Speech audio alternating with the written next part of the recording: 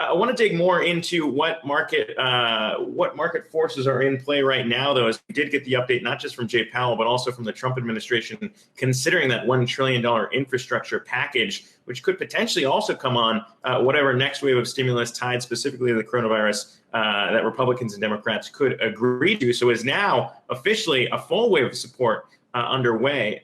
Here to discuss that, I want to bring on Milton Ezrati. He's a Wall Street veteran and vested chief economist and author as well. And thank you for chatting with us today, sir. When we look at this, what's your take on maybe the way that the market could now be factoring in not only an accommodative Fed, but now also an additional $1 trillion infrastructure spending bill if Trump's able to get that through?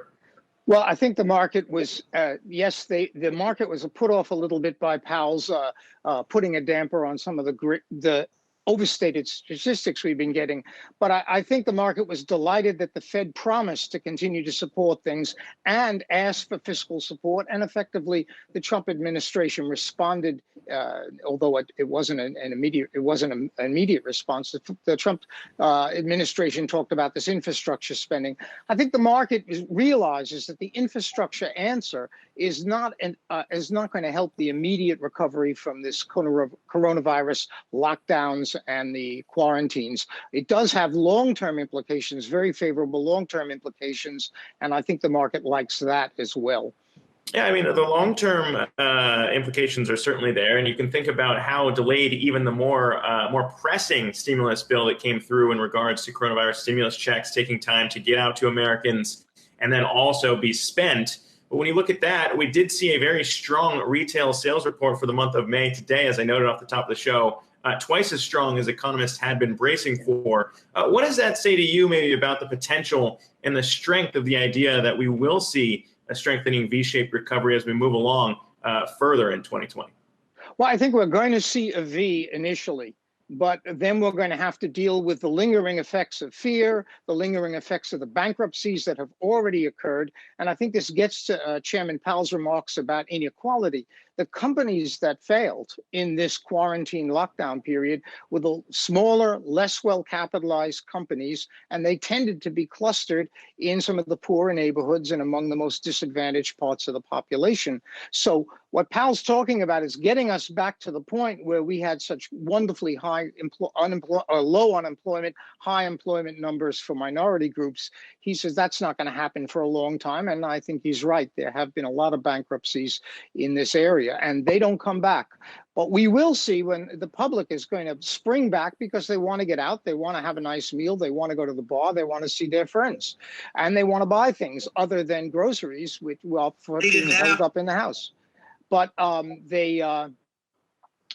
but that may fade. So what I think Powell's worried about is we'll get a V and then a hesitation, and I think he's guarding against that.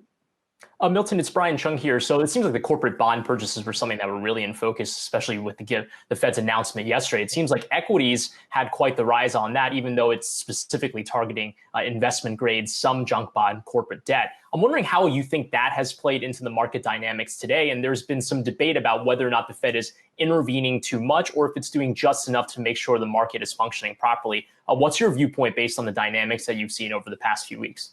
Well, I think the market is delighted that the Fed is putting in liquidity, and the fact that the Fed is considering and buying individual bonds, or at least packages of individual bonds instead of a broad index, means that the money presumably would be going to where it's needed. The market likes that. What the market will hesitate to is that the Fed is picking winners and losers, effectively saying we're going to help this company, we're not going to help that company, and that I think is not going to go well in the market. Yeah, and lastly, I mean, when we look at this, you do talk about Americans wanting to spend beyond just going to food stores. We did see strength in the May report on that front, as well as non-retail stores. E-commerce still very strong relative to before the pandemic hit.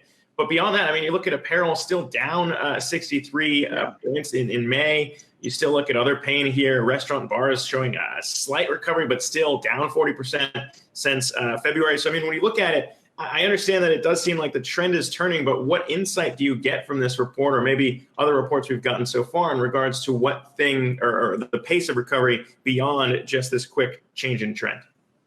Well, I think that you're quite right to look at the detail. There has been the comeback in autos, in furniture. You pointed out apparel.